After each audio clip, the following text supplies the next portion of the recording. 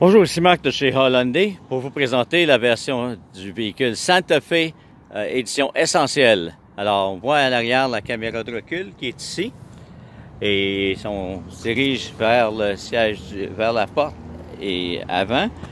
Pour ouvrir le véhicule, il faut appuyer sur la manette. Alors, le cadenas débarré qui nous permet d'ouvrir le véhicule. À l'intérieur de la portière, on voit les différents contrôles. D'abord pour les rétroviseurs de côté, droite ou gauche. Ensuite, les flèches directionnelles pour changer la direction. Pour déverrouiller ou verrouiller le véhicule, cadenas ouvert, cadenas fermé. Les contrôles pour les fenêtres avant, fenêtre arrière, et pour verrouiller les fenêtres. Si on va du côté du tableau de bord maintenant, eh bien, à gauche du tableau de bord, à gauche du volant, on voit une ampoule électrique avec un plus ou un moins. C'est pour gérer la luminosité du tableau de bord. Le véhicule entre deux lignes, c'est pour activer le système de maintien dans la voie. L'auto qui dérape, c'est l'antipatinage qui est toujours en fonction et qu'on peut désactiver en appuyant sur le bouton. Au bas, on a le levier pour le capot. Et ensuite, sur le côté du véhicule, on peut voir, le côté du siège ici, on peut voir une manette qui nous permet d'avancer, de monter ou rebaisser le siège en montant vers le haut ou vers le bas. Le contrôle des phares se fait à partir de la manette qui est derrière le volant du côté gauche.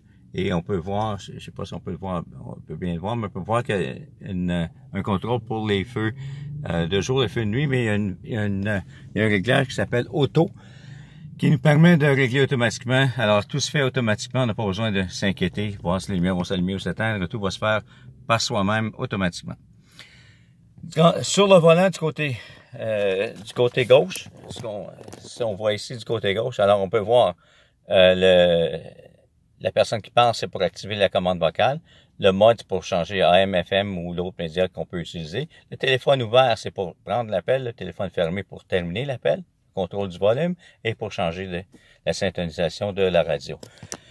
On continue de l'autre côté avec le côté droit du volant. Le petit calepin, c'est pour régler les différentes données à l'intérieur du tableau de bord. Le régulateur de vitesse avec le cruise qu'on peut activer en appuyant sur le bouton et ensuite en arrivant à la vitesse désirée, on fait 7 comme ça et ça nous permet d'avoir le contrôle de régulateur de vitesse. L'autre bouton ici, c'est pour le régulateur de vitesse intelligent, c'est-à-dire qu'il va s'assurer de maintenir une certaine distance entre les véhicules. Et pour annuler, on appuie sur cancel ou encore on peut appuyer sur le frein. De ce côté-ci, nous avons le bras qui contrôle les essuie-glaces. Alors à l'avant ou en arrière, on monte le bras pour activer les essuie-glaces, on descend pour les arrêter. Et la petite roulette qui est au bout de la manette, ici, contrôle l'essuie-glace de la fenêtre arrière. On va du côté de la radio. Alors, ici, on a les boutons de contrôle de la radio. On peut choisir un autre média aussi. Et puis, le bouton Seek Track, c'est pour changer les postes ou trouver une station ou changer la piste sur l'appareil qui joue de la musique. Le bouton pour activer la radio, c'est le bouton rond qui est ici. Alors, en appuyant dessus, ça peut l'activer ou le désactiver.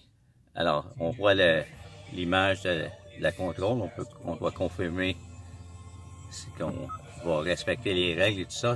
Pour régler la station, on appuie sur la bande ici. On choisit, par exemple, si on veut choisir le 87.9, bien, on appuie jusqu'à ce que on entende le signal sonore. Et ça règle les postes de radio. On peut en régler jusqu'à 40 comme ça. Alors, on peut faire une liste de 40 postes de radio. On peut sélectionner de cette façon-ci.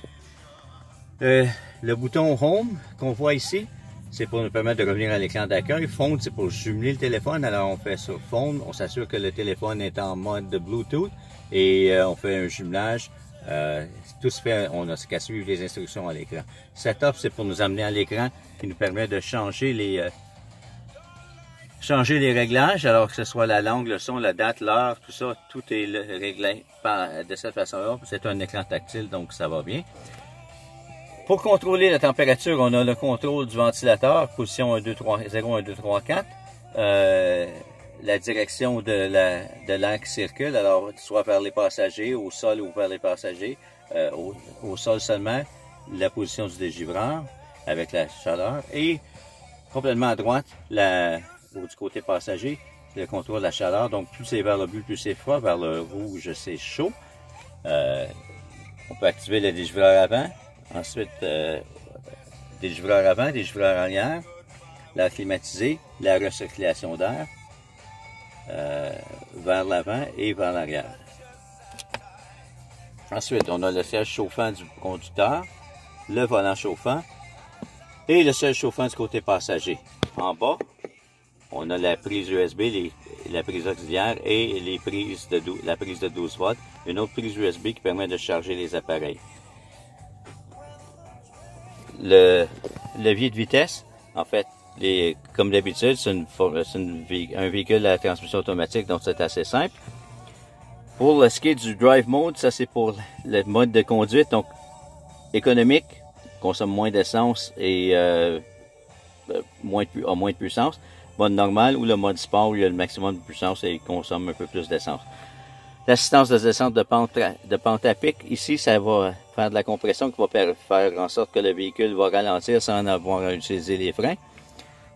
Et l'arrêt automatique, le on-off, on peut désactiver, mais ce qui va faire, normalement, le véhicule, lorsqu'on arrête un peu de circulation, le moteur coupe et reprend dès qu'on appuie sur l'accélérateur encore. Le contrôle du frein d'urgence est ici. Alors, on peut simplement qu'appuyer sur le bouton et le tour est joué. Pour ouvrir le réservoir d'essence dans ce véhicule-ci, on a simplement qu'appuyer sur la porte sur le côté du véhicule. Alors, si on va du côté de la banquette arrière, avec la banquette arrière, je vais ouvrir le véhicule. La banquette arrière, bien, on a les sièges qui s'inclinent et puis le contrôle de la direction de la ventilation pour les deux passagers en arrière. Alors, ça complète la présentation du véhicule Santa Fe version essentielle 2020 de chez Hyundai.